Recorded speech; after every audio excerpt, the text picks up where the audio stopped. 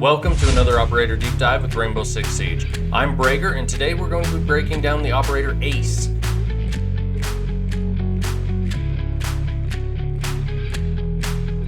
Ace is a hard breacher with a unique gadget, the S.E.L.M.A Aqua Breacher. This gadget allows Ace to breach from ranged. It's a ranged breach. It allows you two different types of breaches. You can have rotates or sightlines. And you can do both, as you're allowed to have 3 of them. Ace has 2 primary weapons, the AK-12, which I recommend, and the M1014, which is an okay shotgun. I'd recommend the AK-12. The P9 is a great pistol. I put the suppressor on it so that you can get rid of enemy gadgets on the low. You're also equipped with breach charges, soft breach, and claymore. I suggest you use the claymore, and I'll explain why.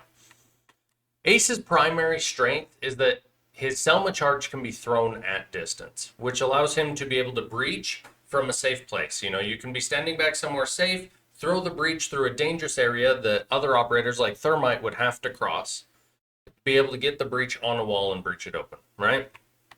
But the biggest weakness I've seen with Ace is the run out or the flank, which is why claymores are such an essential part of his loadout. You gotta protect yourself. I'm not going to give you a hard, fast rule of use Ace on this map, this breach, that breach, no. But here's some general rules for you. Anywhere where it might be difficult to breach, such as breaching red or green on canal through these windows, is a great place for Ace. Having defenders inside that are holding top green, that are holding inside the green door on the window, and even the same over on red can make it difficult for breachers such as Thermite to jump in and breach the wall, which is where Ace is going to excel. Being able to stand all the way back in a safe position, Ace can get a breach in and open a sightline. This sightline is going to help you to defend the plant, which is hopefully going to be somewhere along this wall. And the best part is that you don't even have to run around to the other window. If you know this window's clear, you can just throw the breach onto the next wall too, because it's ranged.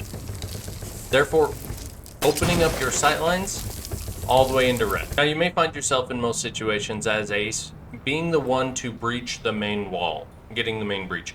But don't forget, like I said, the run out. That is your weakness. Everybody's going to run out over here and smoke you, trying to get breaches on the wall. So,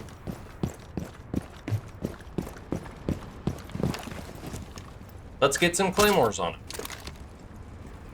Perfect. Like I said earlier, there's 2 types of breaches. You can have rotates and sightlines. Both of them are equally important, but both of them are kind of used in their own unique way. A rotate breach is going to look something like this. You're either going to throw it low so that you can get crouched through it. This will allow your shield operator or anybody else to be able to move through this low breach without having to vault. Shield operators hate having to vault, so this is a great option for them. Your other rotatable breach is obviously the vault breach. Now you could combine these 2 breaches to make a walking breach, but you're wasting a lot of utility just to get a walking breach, when the crouch breach is just as good. There you go. There's the breaching power of Ace. Are you looking for a place where you can meet up with other Siege enthusiasts, team up, talk strategy, and even just chat and have a good time?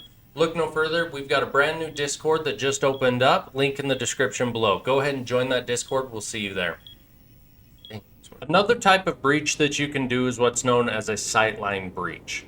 Now there's 2 ways that you can do this. Throwing the S.E.L.M.A charge at about head height, and then shooting the bottom charge when it pops off.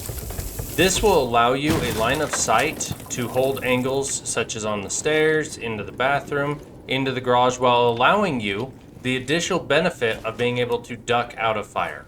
This gives you the option to be able to play the breach, shoot at enemies, pick a new angle, and move out of line of sight of other players. Another way that this breach can be done is throwing it along the floor. This allows you, on rappel, to watch angles that are one-way angles that the enemy can't look back and peek you through without being prone and crawling, which you're obviously going to have an advantage against. Both of these are very useful sightline angles.